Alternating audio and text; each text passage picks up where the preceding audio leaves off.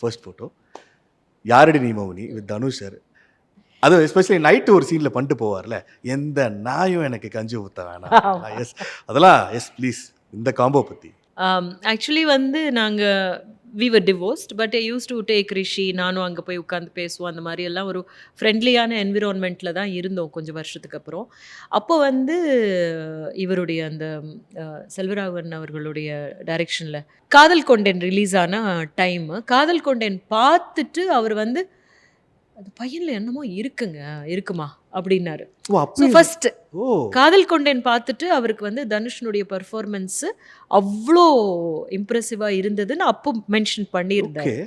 அப்புறமா வந்து யாரடி நீ மோகினி ஷூட் பண்ணிட்டு இருக்கும்போது வந்து என் பையன் மாதிரியே எல்லாமே ஃபீல் பண்ணுறேன் அப்படின்னு சொன்னார். அந்த நேரத்தில் வந்து நான் அவரை ரொம்ப சந்திச்சது கிடையாது. இந்த துளுவதோ இளம் ஐ மீன் சாரி காதல். யாரடி யாரடி நீ நீ மோகினி ஷூட்டிங் டைமில் சந்திச்சது கிடையாது. ஆனால் ஒரு முறை ரிஷியை ட்ராப் பண்ணுறதுக்கோ பிக்கப் பண்ணுறதுக்கோ வரும்போது பேசிகிட்டு இருக்கும்போது வந்து is set he is like my son அப்படின்னு.